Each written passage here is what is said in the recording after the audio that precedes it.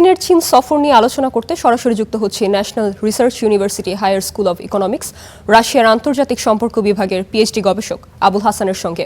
তিনি বাংলাদেশেই আছেন। আবুল হাসান, শুভ সকাল আপনাকে। আপনার কাছে জানতে চাই এবং আপনার মাধ্যমে দর্শকদেরও জানাতে চাই যে ইউক্রেন যুদ্ধ এবং পশ্চিমা নিষেধাজ্ঞা কিভাবে রাশিয়া এবং চীন সম্পর্ককে আরও ঘনিষ্ঠ করেছে বলে আপনি মনে করেন? জি, ধন্যবাদ আমাকে আমন্ত্রণ করার জন্য। আমি বিগত একদিনে একটা প্রোগ্রামে সেম কথা বলছিলাম কিছু বিষয়, যে আসলে ইউক্রেনের সাথে রাশিয়ার যে যুদ্ধটা শুধুমাত্র আপনার রাশিয়া এবং ইউক্রেনের সাথে আসলে লিমিটেড না, সেটা আসলে পুরো ইউরোপ এবং ওয়েস্টের সাথে, বিশেষ করে আমেরিকার সাথে এটা রিলেটেড। ইভেন এমনকি আপনারা জানেন যে প্রেসিডেন্ট পুতিনের বাসভবনের কাছে কিছু ড্রোন হামলা হয়েছিল গত 1 বছর আগে। এমনকি কয়েকদিন আগেও কয়েকটা স্থাপনায় হামলা হয়, যেগুলো আসলে ওইভাবে ন্যাশনাল মিডিয়াগুলো হাইলাইট করা হয়নি। বাট এগুলো সরাসরি আপনার এফএসবে, রাশিয়ান যে ইন্টেলিজেন্স ফোর্স এবং ইন্টেলিজেন্ট অন্য এজেন্সিগুলো, তারা সরাসরি এখানে আপনার ইউরোপ এবং আমেরিকার সরাসরি হস্তক্ষেপ এবং তার সরাসরি ইন্টেলিজেন্ট আপনার কোলাবোরেশন খুঁজে পায়। এ কারণে তারা কি করে, রাশিয়া এবং চায়না তারা দেখে যে প্রত্যেকটা সেক্টরে তারা তাদের সম্পর্ক আসলে গাঢ় করে। তো এমনকি আপনারা হয়তো দেখবেন যে গতকাল একটা বিষয়, যে ইউক্রেনের গোয়েন্দা সংস্থা, ইউরোপীয় গোয়েন্দা সংস্থা, তারা বলছে যে আপনার চায়না রাশিয়ান প্রায় 200 জন আপনার এক্সপার্টকে তারা ড্রোন, এন্টি ড্রোন এবং ড্রোন মোকাবেলা এবং আপনার যুদ্ধের প্রশিক্ষণ দিয়েছে বেইজিংয়ে। এবং এটা রয়টার্স এটা তাদের বিস্তারিত আলোচনা প্রকাশ করছে আর কি বিষয়টা। সেটা নিয়েও আরও একটা বিষয় চায়নার বিরুদ্ধে বিষয়টা নিয়ে আসছে, যদিও এখানে মস্কো এখন ওইভাবে কোনো কথা বলেনি। আর গতকাল যে প্রেসিডেন্ট পুতিন ওখানে গেলেন বেইজিংয়ে, সো এখানে দুইটা বিষয় লক্ষণীয়। একটা আপনার ফর্মাল মিটিং হবে আর একটা ইনফর্মাল মিটিং হবে। সেখানে শুধুমাত্র আপনার চাইনিজ এবং রাশিয়ান আপনার হাই প্রোফাইল লোকজন থাকবে। সো এই সকল ক্ষেত্রে বোঝা যায় আসলে চায়না এবং রাশিয়ার সম্পর্ক আসলে দিন দিন খুবই স্ট্রং।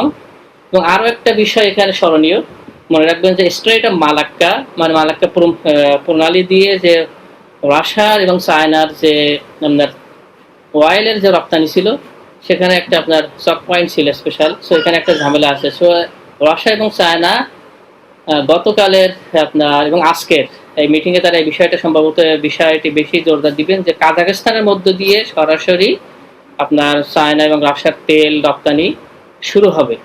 তো এই সকল বিষয়গুলো আসলে প্রমাণ করে যে আপনার রাশিয়া এবং চায়নার সম্পর্ক দিন দিন বৃদ্ধি পাচ্ছে। এখন আপনি যদি আরও একটা বিষয় লক্ষ্য করেন, যে প্রেসিডেন্ট পুতিনের আপনার ফিলোসফিক্যাল যিনি, যাকে আমরা মাস্টার বলি, আলেকজান্ডার দুগিন, উনি গতকাল বা তার আগের দিন একটা ইন্টারভিউতে উনি বলতেছিলেন যে এখন বর্তমান রাশিয়া এবং চায়নার যে সম্পর্ক, সেখানে যদি আরও কিছু পাওয়ার যদি ইনক্লুড হয়, যারা রিজনাল পাওয়ার, তাহলে কি হবে, আমেরিকান যে হিজোমনিক পাওয়ার, সিঙ্গেল পাওয়ার, সেই পাওয়ারটা আস্তে আস্তে কি হবে, আপনার ডিক্রিজ হবে আর কি। তো তার মানে দ্যাট মিনস আপনার রাশিয়া এবং চায়নার সম্পর্ক আসলে খুব বেশি মজবুত। এবং আমি প্রায় গত কয়েক মাস যাবত তাদের রাশিয়া এবং চায়নার কোলাবোরেশনে অনেকগুলো প্রোগ্রামে মিটিং আমি নিজেও জয়েন করেছি এবং দেখছি আর কি যে আসলে রাশিয়া এবং চায়নার যে আসলে সম্পর্কটা আসলে কোন দিকে আছে, টেকনোলজিক্যাল দিক থেকে শুরু করে আপনার ফাইন্যান্সিয়াল ইকোনমিক দিক থেকে শুরু করে। আবুল হাসান, আরও জানতে চাই আপনার কাছে যে বর্তমান যে বৈশ্বিক রাজনৈতিক পরিস্থিতি, ট্রাম্প সফরের ঠিক 4 দিনের মধ্যেই রুশ প্রেসিডেন্ট আবার সফর করলেন। এই পরিস্থিতিতে শি জিনপিং এবং ভ্লাদিমির পুতিনের যে এই বৈঠকের আসলে কৌশলগত গুরুত্ব কতটা? আরও জানতে চাই, চীন কি এখন রাশিয়ার ওপর অর্থনৈতিকভাবে বেশি প্রভাব বিস্তার করছে? এছাড়া করলে কিভাবে প্রভাব বিস্তার করছে জানাবেন আমাদের, যদি ছোট্ট করে জানতে চাই। হ্যাঁ, নাম্বার 1 যে আপনার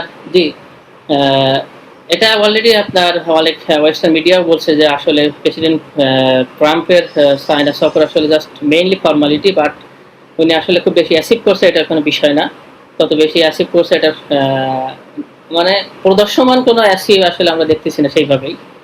বাট চায়নার যে বিষয়টা, চায়না এবং পুতিনের যে আসলে যে দুইটা মিটিং, স্পেশালি ইনফর্মাল যে এই মিটিংয়ে আসলে মেইনলি আমার মনে হয় যে বিষয়গুলো ডিসকাস হবে, স্পেশালি আপনার ইরান ইস্যু, এবং আমি যে একটু বললাম যে কাজাখস্তান যে চাইনিজ যে অয়েল, রাশিয়া থেকে যাবে।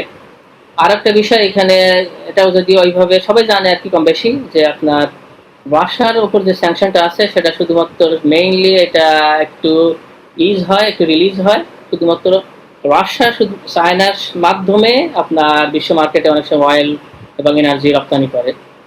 সো এই সকল বিষয়গুলো আসলে খুবই গুরুত্বপূর্ণ। আমি মনে করি এটাই মেইন ইস্যু আর কি, at the same time। School of economics. ধন্যবাদ আবুল হাসান আপনাকে।